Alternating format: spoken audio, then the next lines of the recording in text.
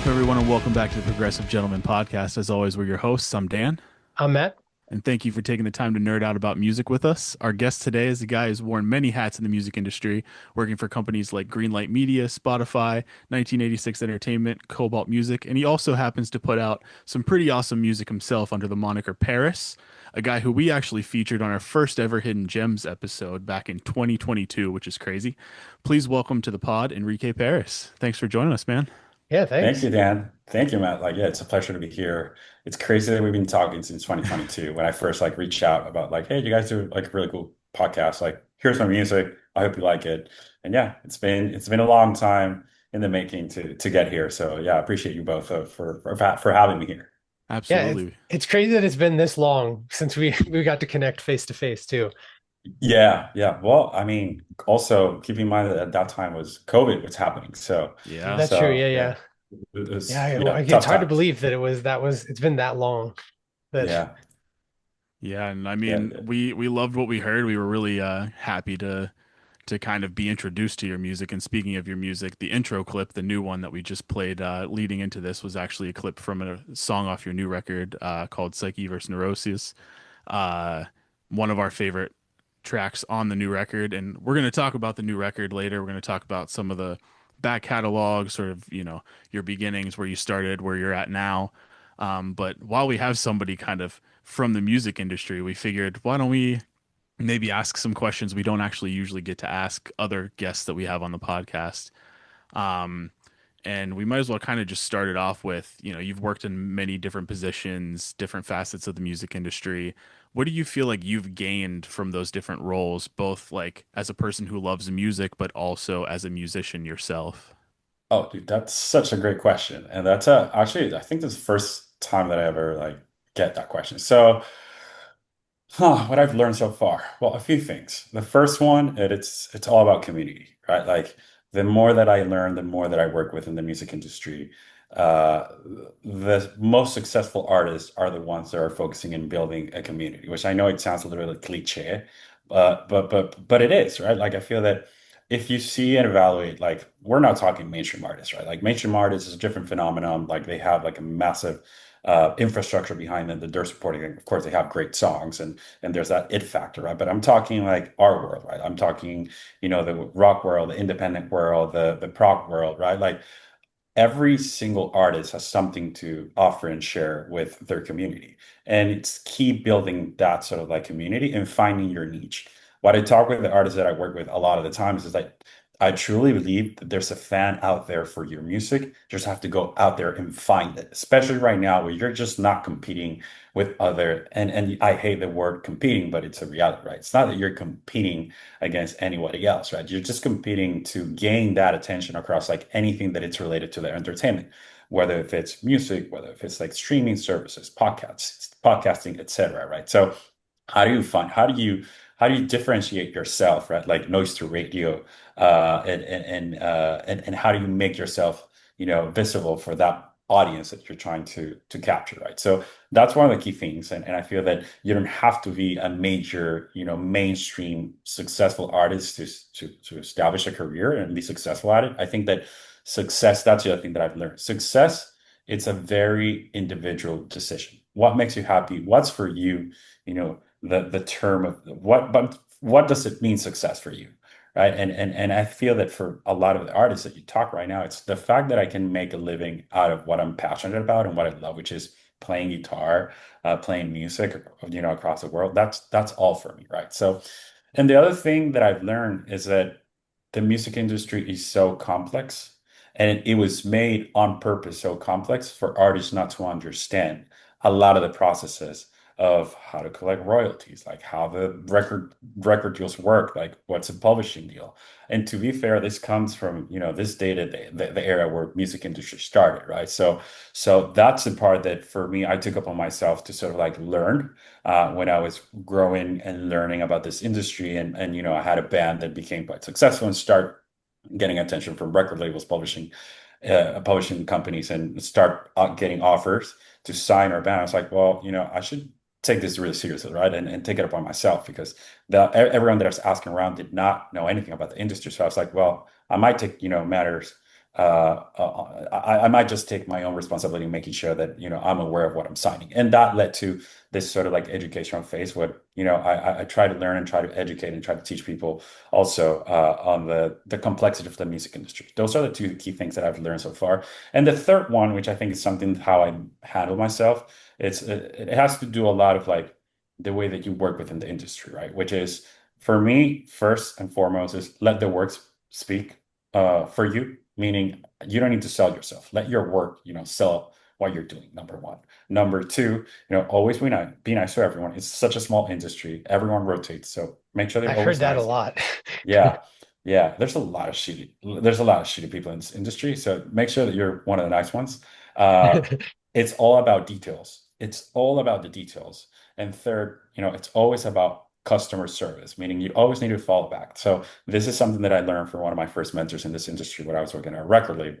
He was so fast answering emails in a very meaningful way. And I'm like, how does that happen? It's like, well, because we're in some sort of way in a service industry, right? So you need to make sure that you are replying people as fast as you can, with the right context, or at least making sure that you are replying to them saying, hey, you know what? I heard what you're asking for. I don't have the answer right now. Let me get back to you, but I'm on it. So that makes them feel that they're special, right? And it's true. It's all about that. So those are the things that I've learned and it's a way that I handle myself within this industry. Do you feel like since being sort of more ingrained in the on the industry side, I know like a lot of artists, I feel like especially new artists tend to have a lot of cynicism like when they look at the music industry, a lot of negativity. Do you feel like having that insight into like, on the other side of the fence basically has lessened that cynicism or like enforced that like how do you feel like do you feel differently about the music business as a whole now that you sort of have both sides of it? Yeah, you know what? I think that, yeah, in certain ways, like I feel that I really like I came to realize that a lot of the negativity that comes within the music industry is because misinformation. And so I try to learn upon myself what were those things that, for me were quite complex and people tend to talk about negative in a negative way and the reason behind that, right? And I quite understood it. Oh, well, are there so many different factors that are actually impacting, the view from the industry? So no, I don't think that, I mean, there's a lot of things that are within the industry that are very negative, that has happened since, the music industry itself started. But I try not to approach like the negative side of things. I try to approach, and this is something that I actually learned working at Spotify. I worked at Spotify for 7 years, right? And what not a lot of people know is that Spotify is a Swedish company. I always would get that question, like, oh, really? I thought that it was like an American company. No, it's actually a Swedish company. And one of the things that I learned from them, it's like, if we have a problem, right, we're not going to start pointing fingers at each other to figure out like who to blame, right? Like what we're going to do is we're going to sit down, both of us, but whether, we have any, differences when it comes to like terms and agreements and how we're going to fix this, right? But we're going to find a solution that it's a win-win situation for both of us. We're going to focus in a solution, not on the problem. So it's not so much about like being confrontational, but finding solutions. So that's how I kind of like approach the music industry as a whole. There's a lot of negative stuff, absolutely. But if I make everything about what's negative, then what's the point of being part of this industry, right? Like I feel that so many things that are positive that we should be highlighting, that's sort of like the way that I kind of like approach it. Otherwise, I will be miserable. And trust me, there's been times that I've been so close to like just I want to quit this. I want to just move, I don't know, back home or like at Italy where my parents are at and just like dedicate myself to something else. I don't know, have a farm, whatever, and not deal with this industry anymore.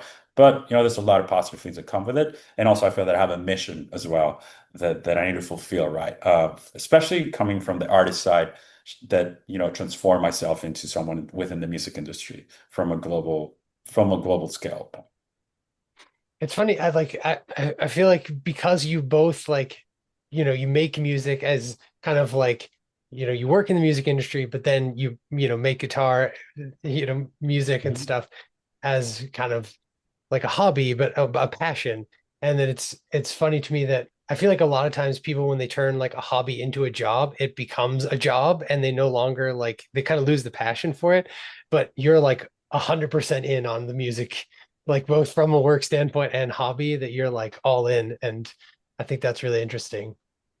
Thanks. Yeah, I mean, I feel that I never like put aside like the music side of things. Like if anything, the more that I learn within the industry, the more that I apply it to my own project, right? Like, and when I said it's like how do I can like present this in the most professional way, but not just for people to like see it and say, oh wow, this is amazing. Like that's not the point, right? It's more like for myself to be proud of like I did this project, I created this music.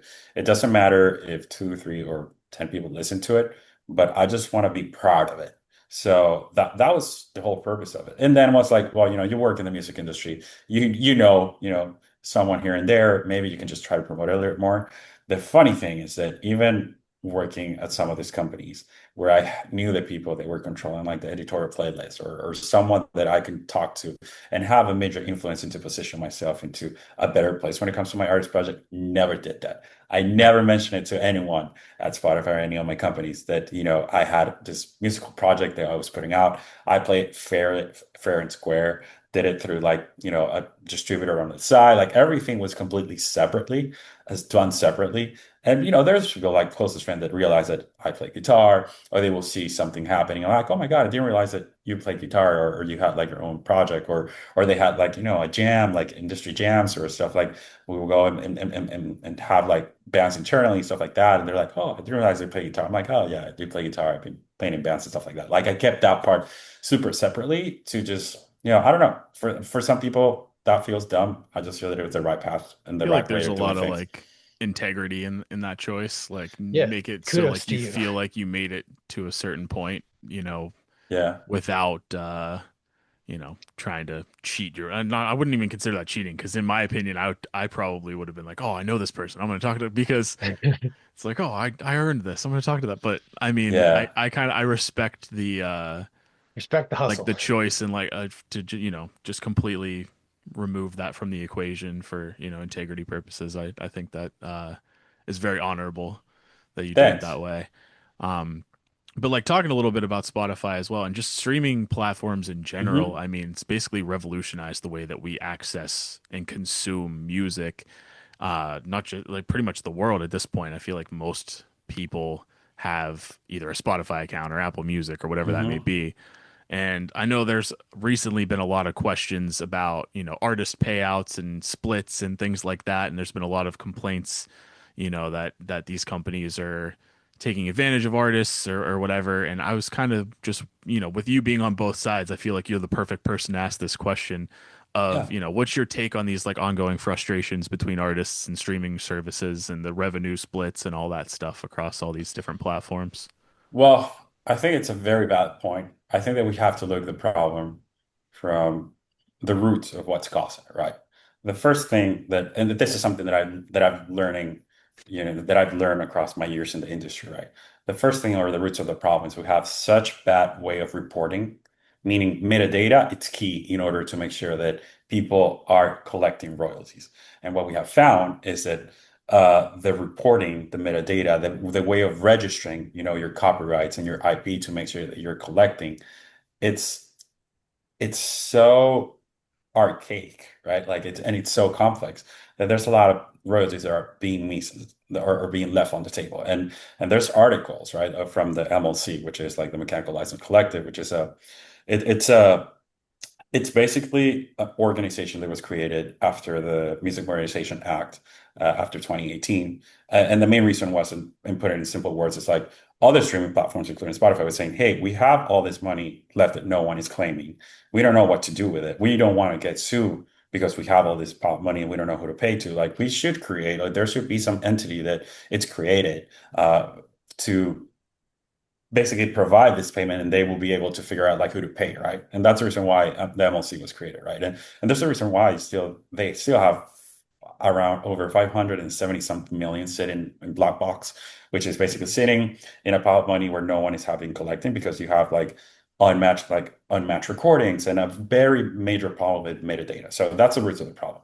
The second thing that happened is that there's a lot of misconception about like how Spotify pays royalties and how Spotify actually makes money. So the way that Spotify makes money, there's two ways. One, it's all the ad media, ad marketing that you see on the free tier or freemium tier, which is basically anyone that's subscribed on Spotify from, and doesn't want to pay a subscription, goes through the free tier. And the only way of making money through that way is just by providing ads to that particular tier. And then you have the subscription tier or the premium tier. That's the two ways that Spotify makes money. Then all that money goes into a revenue pool that then, get distributed based on your percentage of streams that you have for that month. And let me explain this in more in depth. For example, if there's a month that there were, let's put, 100,000 streams, right? And there was a revenue pool of $1,000, and you generated 10,000 stream from those 100,000. That's equivalent to 10% of the revenue pool. So you will getting $100 from those 1,000.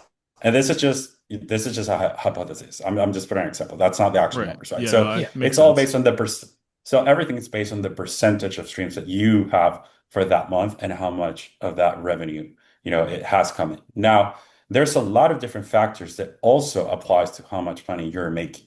Number one is the fact that whatever contract you have with your record label, your publisher, your distributor, your performance rights organization, right? Like they have specific terms of how much you're going to be making from any sort of like royalty collection they make on your behalf, right? Now, also the territory, like every territory have a different stream rate, right? Like every territory have statutory rates that are established in order to, because there's different economies, right? So you cannot expect, that a stream in the US is going to be, it's going to have the same value as, something in Latin America, right? So that's a difference there too. And then where does this stream come? Does it come from the freemium tier? Does it come to the premium tier? All those factors, right, are you have to take into consideration. So the fact that, when people say that, hey, a stream is, it's worth 0.0003 cents of a dollar. Well, that's not technically true. Like that's something that sort of like a math that was calculated based, on a generality. But the reality is that, it varies. There's so many different factors that varies, right? But I do understand that there's a frustration when it comes to like collecting royalties and how it's getting paid. And it's because there's not a lot of transparency of how the process works. To be completely fair, that was something that when I was at Spotify, they saw and they were trying to figure out like, okay, how we can be more transparent, how we can share this all data with the entire industry. They created this platform called, or this actually tool, it's a website actually called Loud and Clear, where every year they actually share a report of how much royalties they have been paid, how many artists are making, a specific amount of royalties, like how it's being split across like the industry, whether if it's like on the label side, distributor side, or the publishing industry, how much of that of the market share it's, major labels and indie artists, indie labels. And also a lot of very interesting data that not a lot of people are aware of. Like, for example, if you go to the website right now and you see that everything that happened in 2024, you're going to see that over 12 million artists released music in Spotify. And the key data of all of that is that from 12 million artists, you're going to see that only 4 million artists have enough works out there, meaning 10 works, to to establish or have like a body, like a full body of work, meaning an album, right? Like if we establish that an album has 10 songs, right? So we're talking that from 12 million artists, only 4 million have 10 songs out there. And then from those 4 million artists, which is this is the data, it's more just even more fascinating. 225,000 are the ones that with based on Spotify guidelines are pursuing a professional career in the music industry, meaning they have over 10 songs released. They have over 15 million, sorry, 15,000 monthly listeners, meaning, hey, they have a demographic. They have a fan base that constantly comes back and listens to their music. And three, that they're doing things outside of just releasing music, meaning they're going on tour, they're getting attention on PR, they are creating a fan base, they are selling merch, like all that stuff that differentiates you from anyone that is just releasing music, from home, right? So, which is fascinating. So that what it tells us is that the democratization of releasing music has created, yeah, a lot of people have created accessibility for people to release music, but the actual fact is that it's still very complex to make a career in the music industry, which is the other side, right? Like that's a negative side.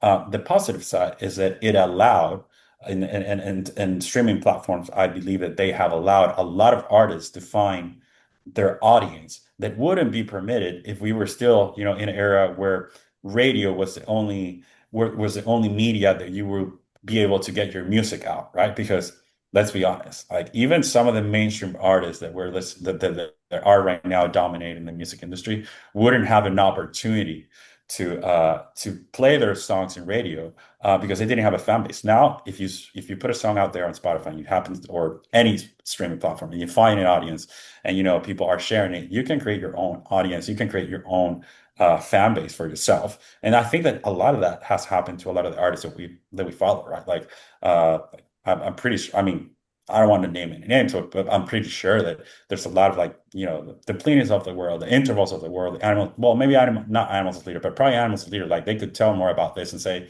and we'll be curious to hear like their impact of like streaming platforms. If this is something that had helped them develop a career and find a niche demographic or the total opposite, right? Yeah, no, I mean that's a lot of information there. That's actually that's that Loud Yeah. and Clear website. I certainly didn't know that existed. I was Yeah. on it while you Um, were running So down sorry, there and I looking at I some. talk I talk a No, lot, no, man. no, no. We appreciate that because we also do, and it's kind of nice having someone else that also likes to talk a lot. So that's yeah, no, that's we appreciate that. Um, it but was that's this interesting. I definitely, I mean, there's a lot of information on this website that's gonna Yeah, it's but it's a I lot. definitely want to check that out. Yeah, so that's if you for anyone listening that also wants to check that out, if you just Google Loud and Clear Spotify, the very first link, and there's it almost looks like the Spotify Wrapped basically, but it's like Exactly. information like all the on bands the and posts different and stuff. payouts and things of that nature.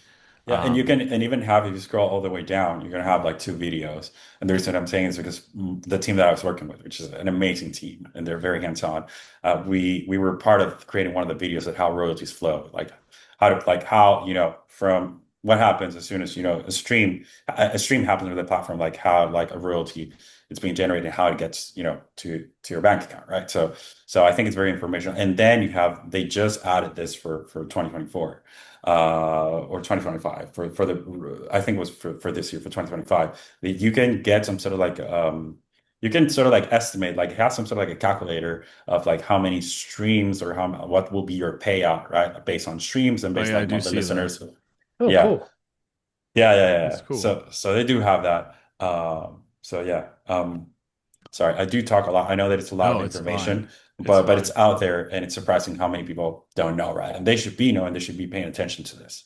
And Yeah, no, kind of that's cool. I've never heard of that site either. So yeah. like Dan said, I'm definitely interested and I'll probably scroll that after after we get off. And I Yeah. don't think I realized too that it was, I mean, the way you described it, it like makes logical sense, you know. They only make so much money in, obviously after they, pay employees and whatever, then they only have so much that they can then put out. And It's I never thought about that being like having the potential to even be a variable thing. Like I don't think I ever Yeah, thought about how that could work that way. yeah. I mean, so the very what's variable, it's basically like all the different factors, right? Like where a stream is being generated, like the territory, the amount of also streams that are being tracked within, a month, like how many people's streams, across that month. Also the percentage that you have that your streams have as a part of like the revenue pool, right? And Right. then the other thing that not a lot of people knows is that so Spotify pays 75% of what's coming in. They just pay it back to the right holders. Right holders being the record labels, the publishers, the performance rights organization, right? Like that's the other topic that people needs to be really aware of it. Spotify doesn't pay directly like the artists or the producers or the songwriters or the creators. They just pay the right holders, like whoever represents them. So they pay directly to the source. And once the source have the money, like we don't have any power of like how to distribute the money, right? Because they also have contracts with the artist, with the creator, that's going to establish how much they're going to be getting paid. And That makes also, sense. if you're signed with a major record label or a publisher and you have, an advance, you have to recoup that advance. And based on the terms of that advance, it will dictate also how much and how you're going to be getting paid. And that's important, right? And this is just more like on the informational side of things before like even just understanding that there's a bigger and more complex problem, which is the major metadata issue that we have across the board, which funny enough, and this is something very interesting. There's this platform called Muso.ai, which is all based on credits, right? The biggest problem in the industry is credits, correct? So they have figured out how to properly start crediting people. And you're going to see like songwriters, producers, if you're a songwriter, producer, a manager, an artist, that you're able to start claiming all those credits within Muso AI and provide you with live analytics of like the amount of streaming across like all the different platforms, the amount of views. And now they just released a tool yesterday that it's an audit that will let you know from all those songs and all the works that you're a part of, like how many have issues when it comes to registration on the MLC, meaning unclaimed royalties, unmatched like ISRCs and ISWCs, like which is basically the main differentiators they will establish. Like we'll link a recording with a particular songwriter, a particular artist, and make sure that they're getting paid properly. So it's really interesting. I know That's it's pretty a cool. lot of information, it's very complex, but at least on the credit side, they were able to figure out, and it was created by people within the industry, and they're doing a killer job, like a killer job. That's That's cool. awesome. It's good to hear that people are making using software and technology to like help artists get the money that they've earned that's just kind of Yeah, like sitting on the table. yeah, exactly. Continuing on the topic with like streaming services and such, and that kind of being sort of the dominating method that we consume music, how has that changed sort of artists like release cadence, how you market a release, things like that? Like I've noticed, at least I think, that people seem to release a lot more singles these days. Is that specifically because of like streaming being the dominant way people consume music? And is there any other like factors with that? Yeah, I think that the main factor about like why people shift to releasing singles instead of like a full album, like right off the bat, it's because you have so many things going on at the same time. Like, I think right now we're at like 100 to 120,000 songs being uploaded on a daily basis on Spotify or Oh any wow. other platform. Wow. That what happens is that you put a lot of effort into this full album, right? It takes months. It takes, it's an investment. It's an emotional investment as well. And then, the fact that you're going to release the album and in a month, people are going to be over it. Like, oh yeah, what's next? I think that created some sort of like a separation moment, or like a moment where like, well, how do we can make sure that this body of work, this effort that I put into creating this album that took months, took years, sometimes years, all this money, everything that I'm fully vested, like my emotions are fully vested in this album. How do I make sure that every song gets the attention that it's deserved, right? So I try to look at it into that way. I mean, there's so many different strategies of why you're releasing singles, but I think that's will be like the first one, right? Like I feel that the main factor is that people wants to make sure that if they're releasing, a full album, that every song in the album, gets the attention that they deserve, right? And I think strategy changes. I think also that comes down to the different genres of music, the type of like fan base that you have, like what are they used to? Like, are they used to just like listening to full albums, to EPs, or they're just listening to, or are they just used to having artists that are constantly releasing like singles and then eventually like will release a full album, right? Like, I think that will dictate like who's your fan base, your demographic, and the type of genre of music that you're also working on, right? So, but I think the main factor is that the fact that you're fighting with attention across like every other sort of like industry in the entertainment world, that releasing a song on a either monthly basis, sometimes on a weekly basis for certain artists or bi-weekly basis, it's all of how they can get, people to actually pay attention to this body of work and to this song that I created, right? And it doesn't, slip through the table and goes unnoticed. But also there's a lot of people that are like, well, playlists used tend to be updated on Fridays, so we're just gonna release on Fridays. For me, it was like, well, if everyone's releasing on Fridays, do you know how hard it's competing against that? So that's why there's one of the reasons why I ended up like releasing my album on a Tuesday, because no one else is sort of like releasing early in the week, right? And Yeah. I've done this with artists that I work with. Like we're like, well, why don't we start building the momentum, right? Like let's like one of the latest releases that I've done, one of the artists that I work with on the management side was like, well, whenever like this album sounds that it's a perfect album that you can just like put on a Sunday morning and just like relax the rest of the day. Why don't we release it on a Sunday with that sort of like ethos, right? And we did that, and the album started gaining momentum during the entire week because no one else, like there was, nothing happening. There were no news around it. So No news around any other like possible music coming out. So he gained a lot of traction and attention. By Friday, he was already having a lot of momentum. Then he ended up landing some playlists that elevated, his visibility. So I think a lot has to do with also that, there's this misconception of strategy that you are going to be released, you only can release on Fridays, otherwise you're not going to get an opportunity to get playlisted. No, you can absolutely get the opportunity to get playlisted if you release any other day. Like that's not how it works, right? And if anything, I think it's better that you focus on your own personal strategy than just trying to land playlists. Like playlists cannot be your marketing strategy. Like that's just, something that enhances the visibility of the project. But you should be able to start promoting your project in so many different ways outside of just the platform. So yeah, sorry, this is a long answer to No, your it's question. okay. That's No, okay. No, that's an awesome answer. it's very interesting stuff. I'm actually, yeah, I'm learning stuff and I'm intrigued. yeah, no, this is great. I really appreciate the detail and such into each answer. I think Thanks. our audience likely will as well. So definitely thank you for diving into that much Yeah. detail. We talked about, 100,000 songs a day, right? That's crazy. Hmm. And continuing on with like the technology topic, there's like the emergence of AI, and now there's all these AI bands and AI songs that are meant to sound like specific artists or impersonating essentially specific artists or whether they're dead or alive or whatever, creating these new songs, albums, whatever in their likeness. It seems to like cross a lot of different lines, whether it's like intellectual like property theft Hmm. or, I mean, impersonation doesn't seem like that's should be legal without consent. Is there anything like being done on the platform side to combat this kind of thing? I mean, it seems to be pretty rampant.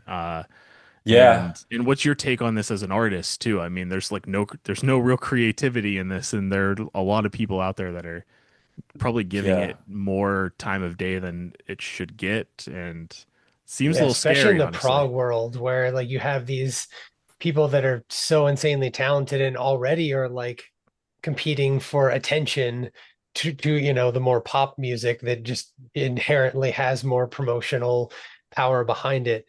And then when you throw in AI that kind of takes over too, then it's like, well, now how do I stand a chance?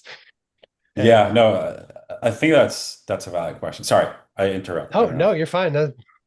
So, By all yeah, means. I think that's a valid question. I think that you have to look at it from different angles, right? Like from a business standpoint, I think that there's a lot that's being done on AI behind doors. Like for example, like on the platform side, every platform has been very vocal, and also because they have partnership with the biggest major record labels that they're doing an effort to removing anything that it's AI generated, that it doesn't fall within the guidelines that they have put of like how to properly utilize AI as a tool to creating music, someone, a human creating music through, helping the support of like AI in certain ways, right?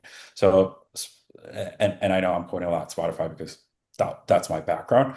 Uh, but they actually removed 74 million of AI tracks from the platform Oh wow. within the past month. And that was a big news, right? In a And that I think month. also, yeah, and I think that's also very positive because what I was talking about, the pool revenue, right? Now, it's gonna go towards the artists that are making real music, which I think it's very positive, right? Because those AI artists and AI tracks were cannibalizing a lot of the streams that should be going in the royalties should be going to real artists. So I think that's very positive.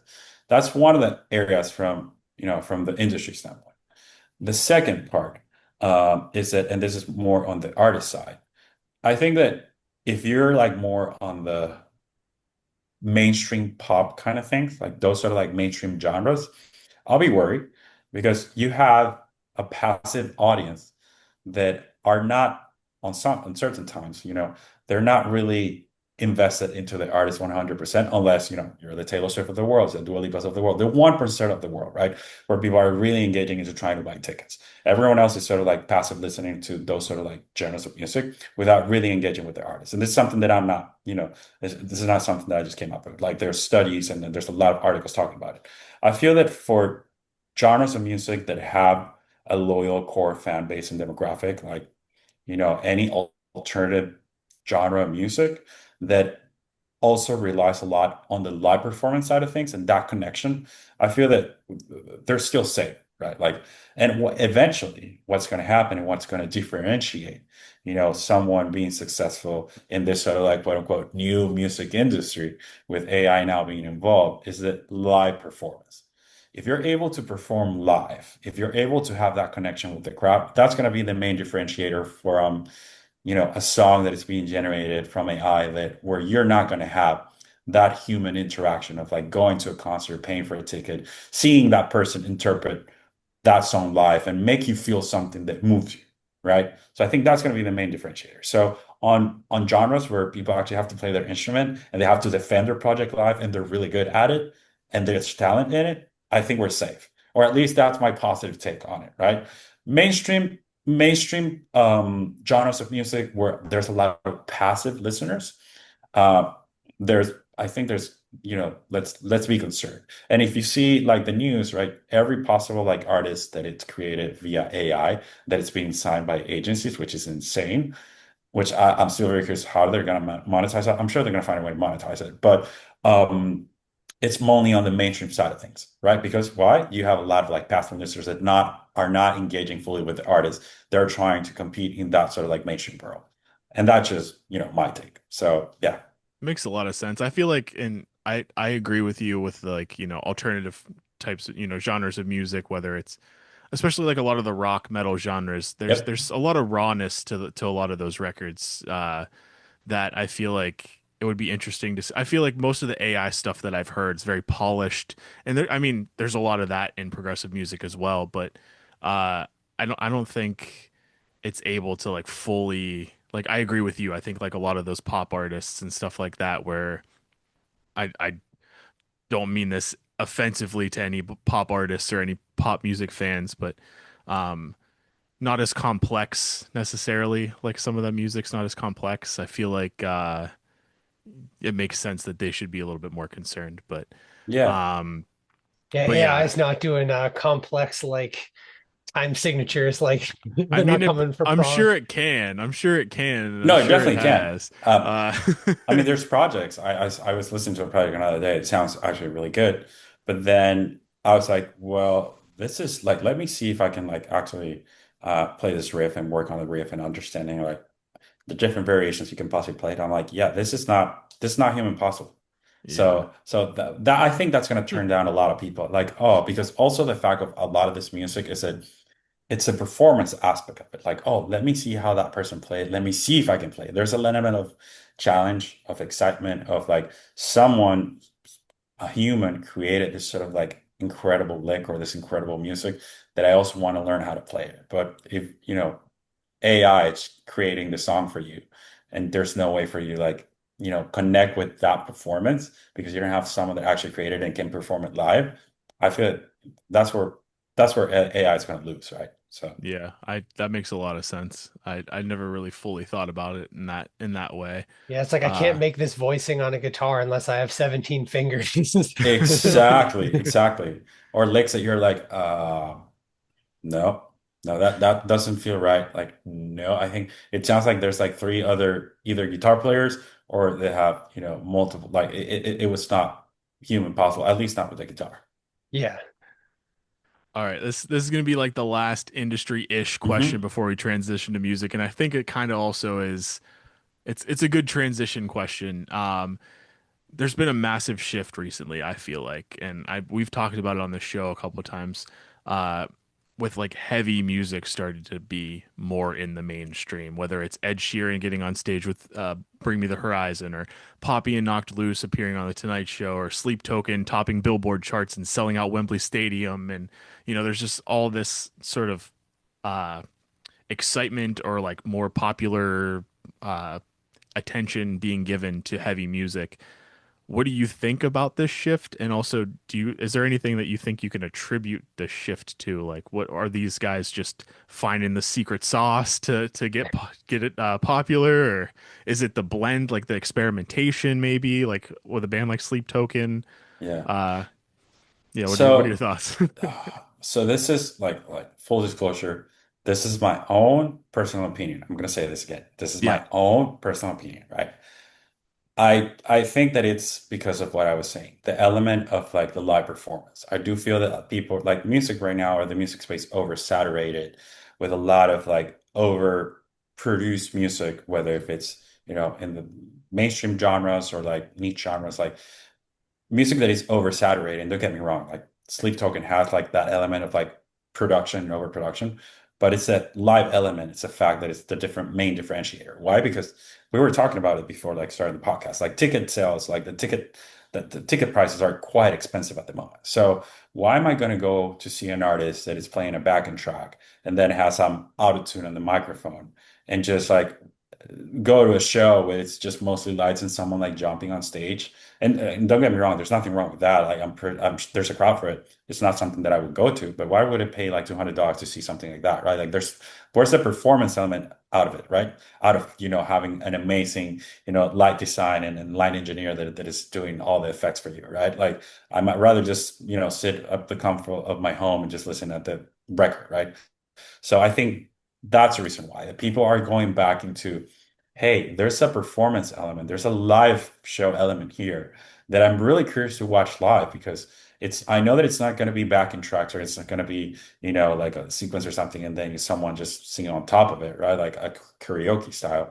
There's going to be a full band. There's going to be the element also of like, it could be improvisation, the element of surprise, also the theatrical part of things. I think that all of that combined, it's what driving people back into, hey, let's listen to this sort of like music. Like I feel that there's a shift also from like, we're oversaturated of every single like electronic sound that is out there. We want to hear something a little more organic. So I feel that that's part of it. I think that that's a main differentiator. And also because they're fucking great. They're doing great music. So Yeah. it's Yeah. worth paying attention. And also the key thing that a lot of people knows is that what sets every musical trend, it's the young population, meaning the teenagers, right? Like if you remember back when you were in high school, right? Like you start talking to your friends and, hey, what are you listening to? Oh, I just find out this amazing band. For example, oh my God, I'm listening to Corn. Like discovered Corn for the first time, and Yeah.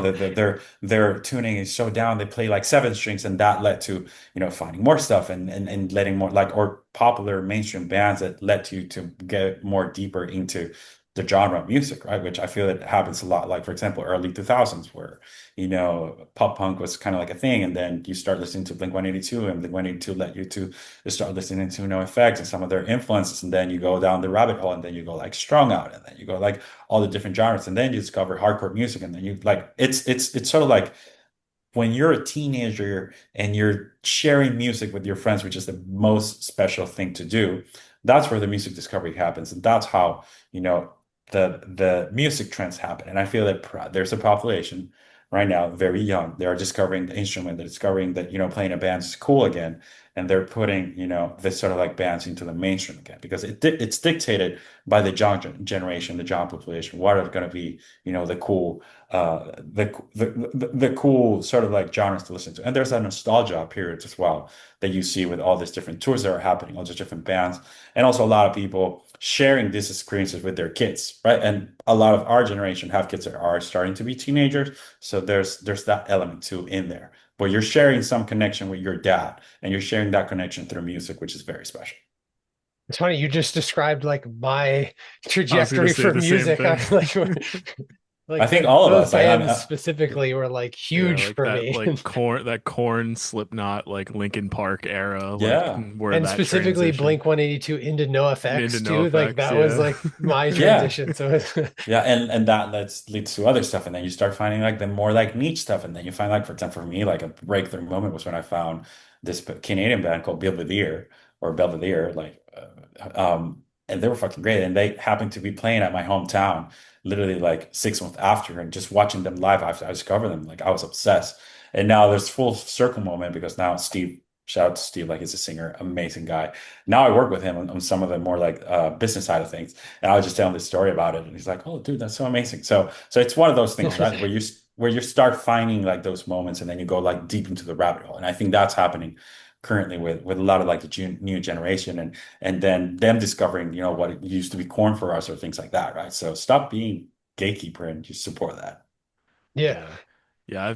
Yeah, I feel like my trajectory led me to like almost borderline gatekeeping there for a little while. Like when you get into sort of the like, oh, I listen to metal and that's, that's not heavy enough or that's not, and like I'm wearing a Taylor Swift hoodie right now. Like I'm so far away from that now. Like it's How, interesting like seeing not how to that's not go to put ahead. you on the spot. How old are you, Dan? I am 34. Okay, so after 30, you start like not caring about what people, you know, think about shit Yeah, and just I like do. do Yeah. what's best for you, right? So I Yeah. feel that after 30, you're like, you know what? Like I listen to this music, I don't care, I really enjoy this. Like if you don't like it, that's your problem. So I think Yeah. it's a lot to do with that. Yeah, for sure, for sure. But you can start optimally enjoying everything. Yeah, honestly, I Yeah. I feel like it's opened like my mind to so many different genres and it's led me to discover so many different artists that, like I don't know if I ever would have even given a chance, in my high school days, college days, whatever. So, Yeah. uh and I mean, led me to also appreciate a lot of the different experimental metal acts that are kind of incorporating a lot of these things, and then you start to draw connections where it's like, oh, like that makes sense. Like I never would have thought that that would have been a pop influence, or never would have thought that that would have been like an influence from something like some type of hip hop project, underground hip hop Yeah. project or something. Like it's just cool to see, kind of have more uh that you can like draw from an inspiration perspective, but also like start drawing parallels to some of your favorite artists that also Yeah. draw inspiration from those things. So definitely cool. But we want to start talking about music, your music specifically now. Let's do it. Let's do it. So first of all, we love your stuff. The new album is incredible. We're going to talk about that here in a little bit. We're also going to preview, and actually, we're going to play in full the last two tracks off that record here to close out. But let's start from the beginning. So we read that both of your parents were actually instrumentalists. Can you talk a little bit about that and what kind of impact that may have had on you to pursue music? Yeah, so I mean, my dad, it actually started because my dad, he played classical guitar and then like moved to piano, like as a hobby. It was not like Yeah. something like he took it real seriously. And then my mom too. So yeah, I think that was something that we always saw at home. But I just felt like I just a real passion for the instrument thanks to a cousin. He was a older cousin of mine that he was living on my grandmother's house because he was going to college and he lived in another city, so he moved to our hometown and he was living with my grandmother.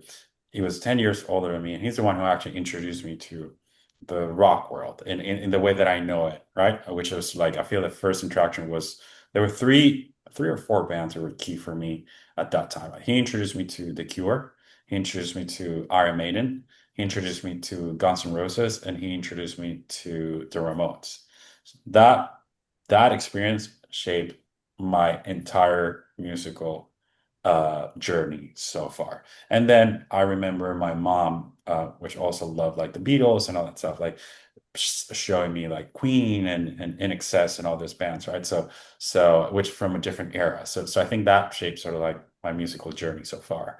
But it was thanks to that cousin Hector actually that I was able to discover sort of like the rock world. And then I just fell in love with guitars, like listening like the solos from like Slash or like Iron Maiden. I was like, what is this? So cool. And I'm like, man, this looks cool. It will be cool to be a guitar player.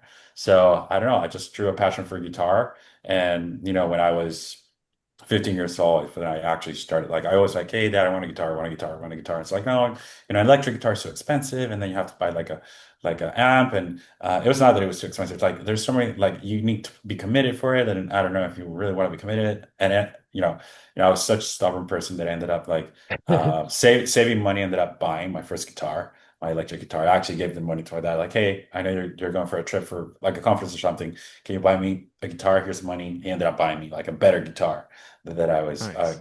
able to afford, which was really nice. And from there, yeah, the journey was it hasn't stopped since then. So yeah, that's how I kind of like started. And then, I'm actually originally from Venezuela, ironically, which a lot of stuff are happening with that country within the news and everything. I was born and raised there actually, and living there, there's not a lot of like or like a massive music industry or music business ecosystem. So when I first started playing in punk rock bands, and which I actually started in the punk rock world, doing like bands. When I first started, my band started getting a lot of like recognition internally on the underground punk scene, but also internationally. And we ended up starting getting like offers to sign with record labels and all this different like opportunities, like endorsements. And then MTV Latin America also wanted to support the band. There's a lot of like different interesting factors that were happening at the time. So I'm like, well, we might as well try to push and see how far we can go with it. And that led me into having this sort of like intersection between, being an artist and also understanding the business side of things, which is something key. Like my parents were like, look, if you want to do this full time, like they were very traditional. Like if you want to do this full time, you need to have something that you can, like a plan B sort of thing, right? So I ended up, for some reason, I decided to go to school to become a lawyer. I don't know why. Don't ask me why. I thought there was like, oh yeah, it's the most simple thing that I can do. Become a lawyer. The real reason is because I don't like, injustice, and there's like sort of like a part of me that always try to make sure that that I hate injustice. So I kind of like want to fight against those type of things, right? So I guess that's the part that led me to become a lawyer, but that helped me to develop a career within the music industry. So that's how I ended up, starting this whole music ecosystem. And yeah, we ended up signing with a record label, a publishing deal. We did different tours. We had a great time, but the economic and political situation of the country, it didn't allow us to keep moving forward. So at that time, I ended up getting a scholarship to move to the US and study music and music business in 2012. So we ended up just parting ways. We're still really, really, really good friends. And yeah, I just pursue a career within the music and music industry here in the US as of 2012. That's awesome. And so you talked a little bit about some of your like previous projects, Yeah. being from like the punk rock sort of ska almost scene with was a band called Fauna, right? Yeah, yeah. So, I see, guys, this is your research. Yeah. So, Fauna was one of the bands that I play with. My main band was called Primera Edición, or in English will be First Edition. Yeah. There's actually some music there in Spotify Yeah, we still. actually listened to a little Uh, bit of it. It's got it's that like sort very, of very Blink 182, Newfound yeah, I Glory was kind gonna of say I vibe. got like an alt rock, like a little bit of like I don't know, some of it sounded a little bit like prog adjacent, like Oh but yeah. yeah. So the second album, yes. So the first album to listen to, it's very like straight, pop punk kind of thing, like Blink 182, New Found Glory, Sum 41.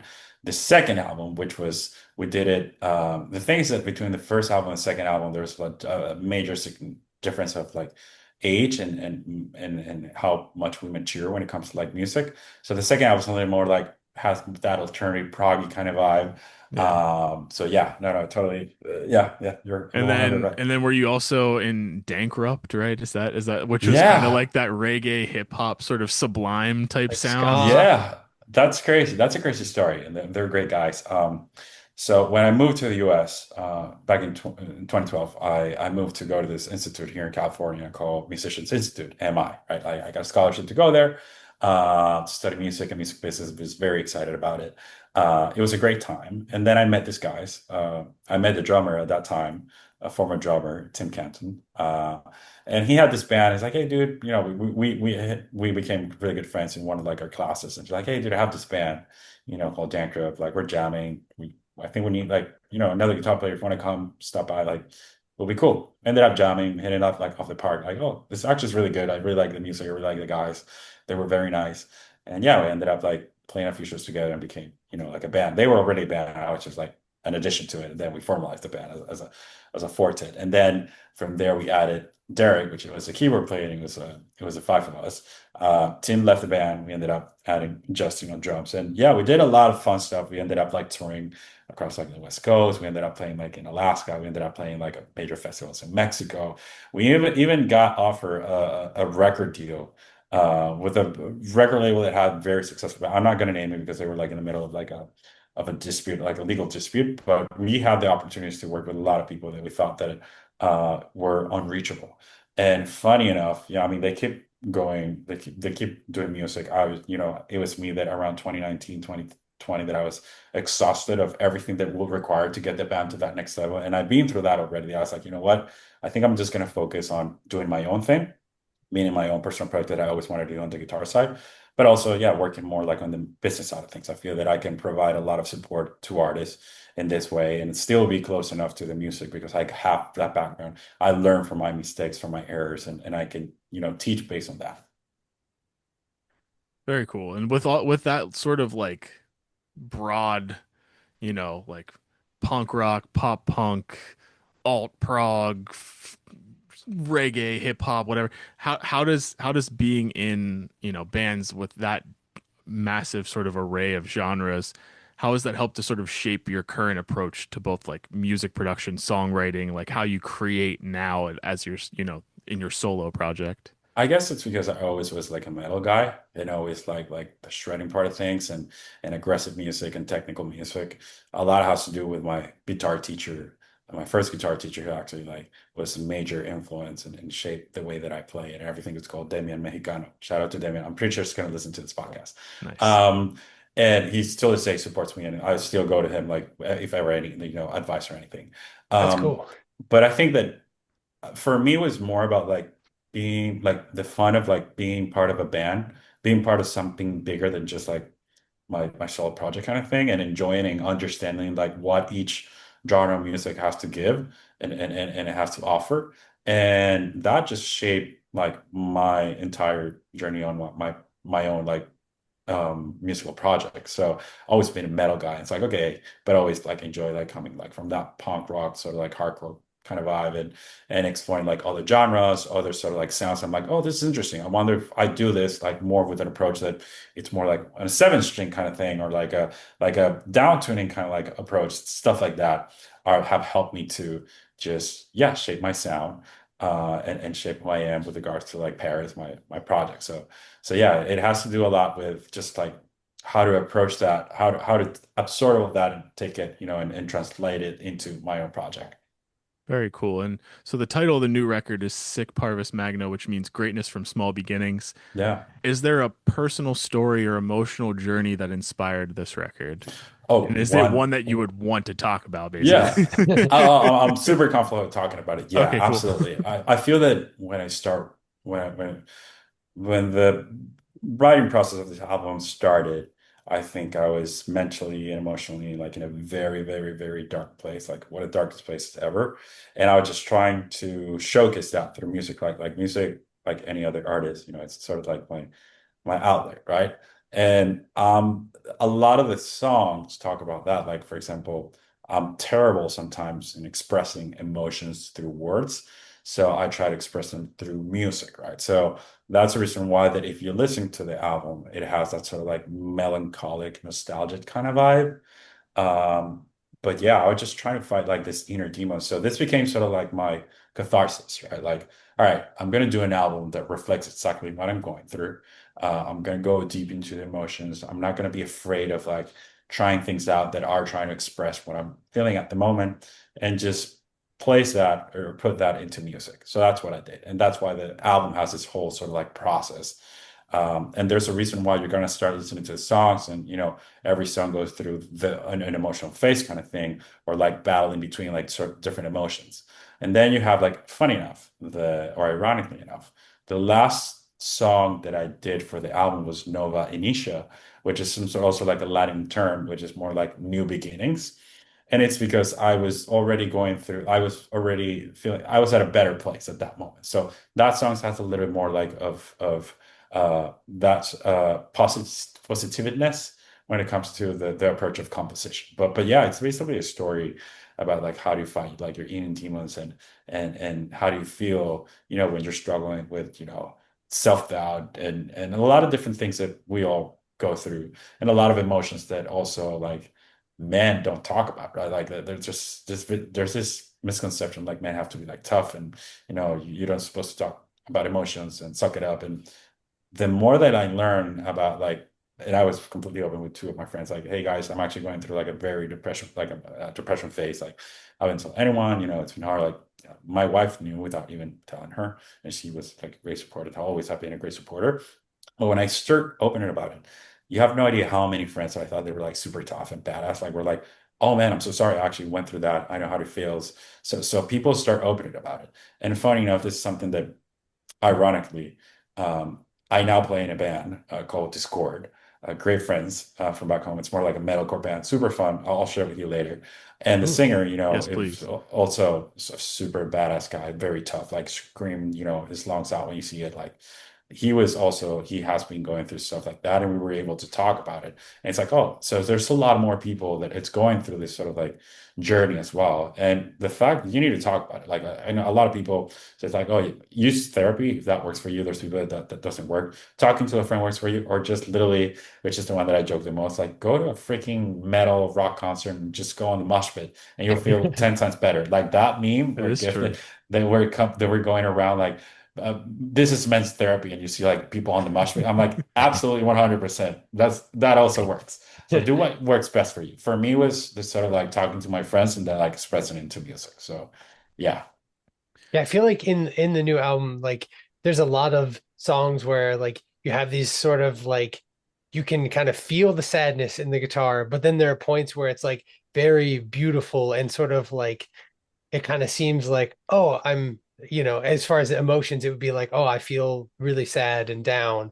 And then like moments of like, oh, I feel better. And like you have these yeah, like bright moments with the guitar, and it feels very like kind of like I can almost feel the ups and downs that you were going It's through when you were writing the album. it's funny too because like even listening to the album, like you were talking about one of the like the Nova Initia track, hmm and how that sort of marked like sort of the point where it was like almost like a point of relief in a way, yeah, like and like listening to it, whenever I was taking notes down, I said it almost felt like an emotional resolution to the prior tracks, which is really cool that like I was able to pick that up like from listening to the music.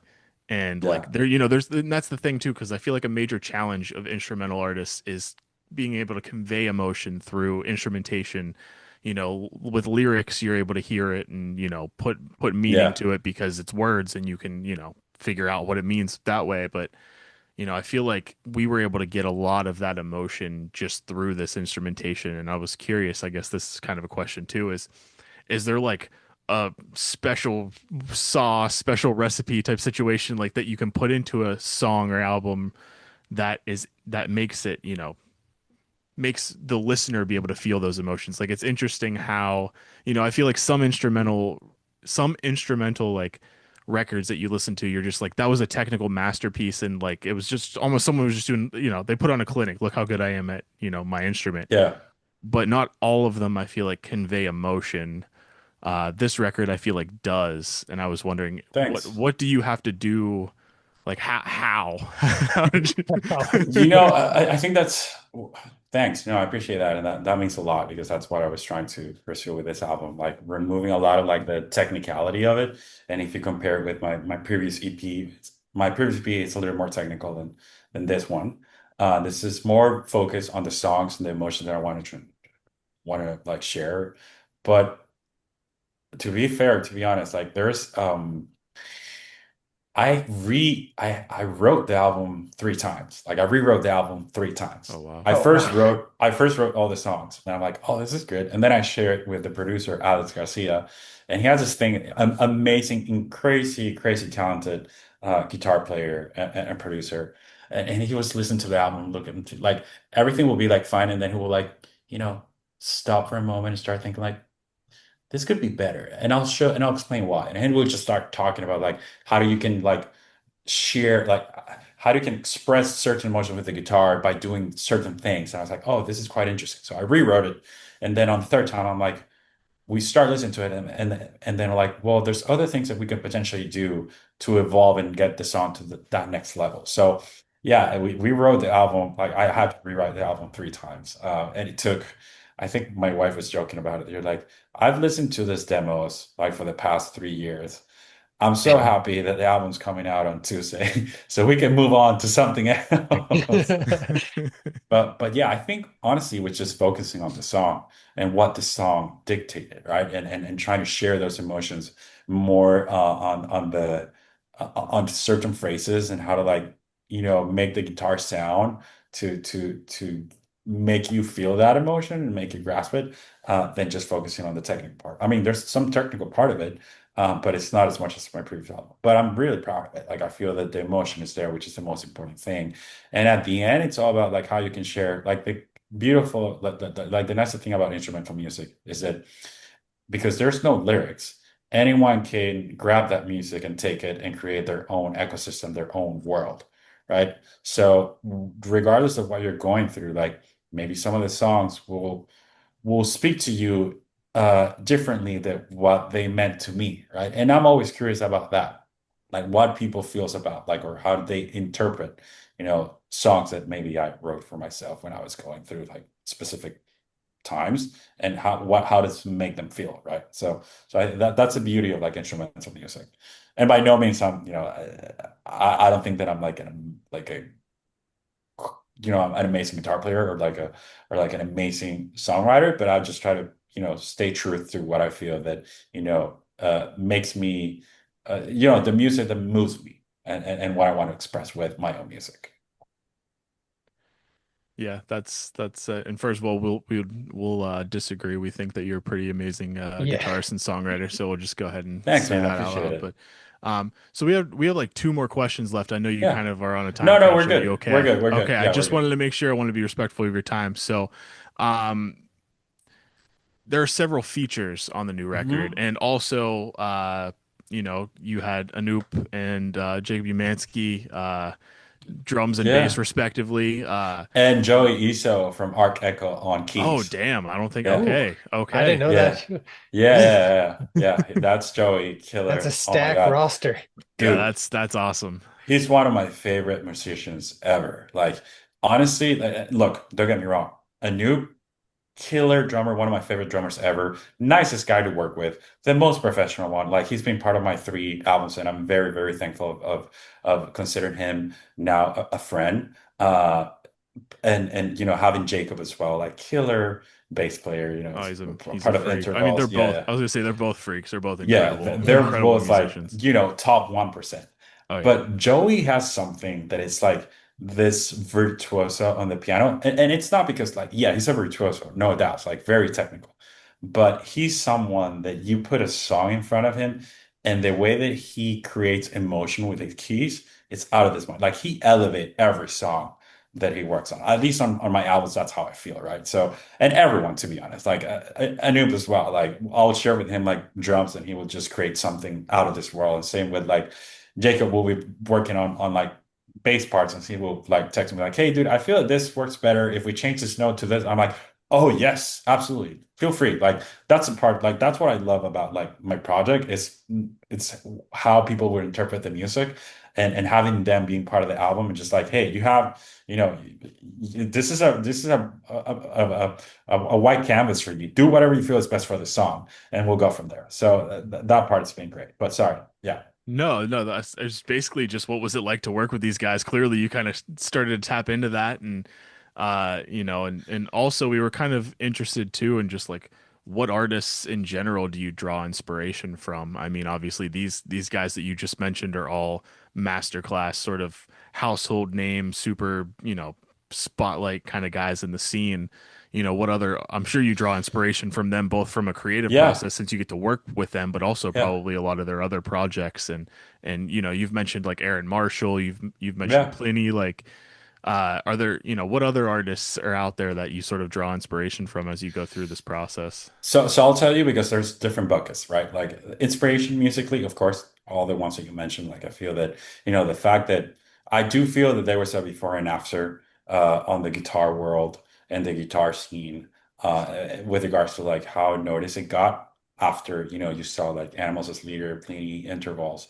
Like, I do feel that there's a before and after when they came to the scene, and they've been working on it like for decades, right? So I'm really happy to see them where they at, and how how they represent the guitar world at the moment, right? And of course, before that, I drew inspiration from like Steve Vai, Joe Satriani, like John Petrucci. I think that John Petrucci is like, for everyone, sort of like the one that draw inspiration. Guthrie Govan, it has a huge impact on me as well.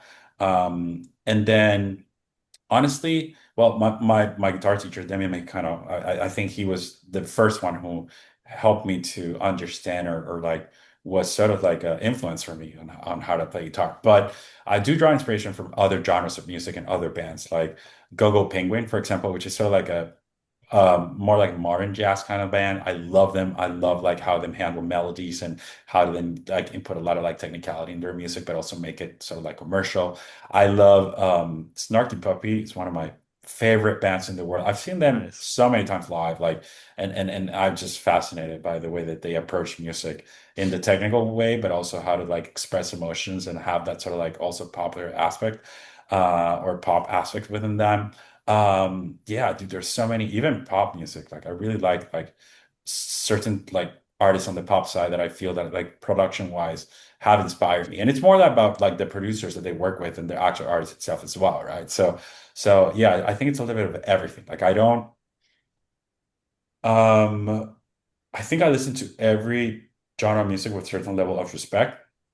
Because the reason that maybe I don't understand the genre, or I don't like it, doesn't mean that the genre it's trash. So I don't know. I get inspiration from a lot of like different genres, but that's a big one. Metalcore for me, like Killswitch Engage, huge fan of Ooh, Killswitch yeah. Engage. Um, I think, at one point, like Avenged Sevenfold was one of my favorite bands, like on the older era.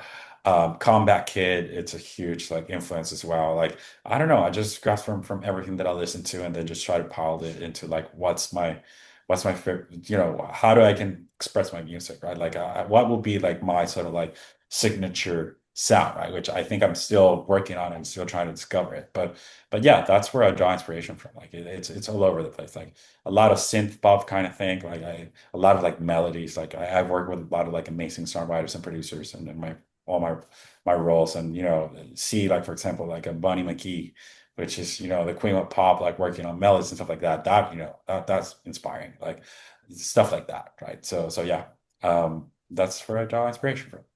Awesome. Ooh. Very cool. And we usually end our episodes, or specifically our interview episodes, Hmm. with a broad question, and it's basically we do this selfishly a little bit because we like to discover new music ourselves, um, and that is that from all the music that you've listened to this year, like what is your favorite record, band, whatever that you've discovered this year? Do you have a specific like album of the year that's kind of on your radar right now? And it can be any genre. It doesn't have to be metal. Like what has been sort of, what have you been listening to the most this year? Like what's the Oh my big God. band, album, whatever? Well, I mean, there's a few. I feel like everyone, like this one's a pretty obvious one, but Precedent, I think that's one that a lot of people are listening to. I don't know Yeah. how do you guys feel about Precedent, but I think that I actually haven't Precedent. listened to their I new album actually yet. I at first some of it didn't click with me. Okay. Um, but after it came out sort of as a full collection, and Yeah. I actually listened to it on a decently lengthy drive this past weekend. Yeah. And I vibed with it a lot more. So I think it's going to get a lot more plays from me moving forward. I definitely enjoy it. Cool. So that's one, of course. I mean, the shirt that I'm wearing, Bill Murray. Bill Murray, I yeah. think that I've been listening to it a lot. I think he's doing great. He's doing a lot of like stuff, like his show live. It's amazing. I'm very happy for like seeing Turnstile becoming like what they have become and how like break through like the mainstream. So a lot of like Turnstile as well has been part of like this year. Um, I mean, of course, Sleep Token. It's been something I'm also been listening to. Like it's their latest album. I'm gonna see them live tomorrow. Um, Penguin as well, like I was mentioning.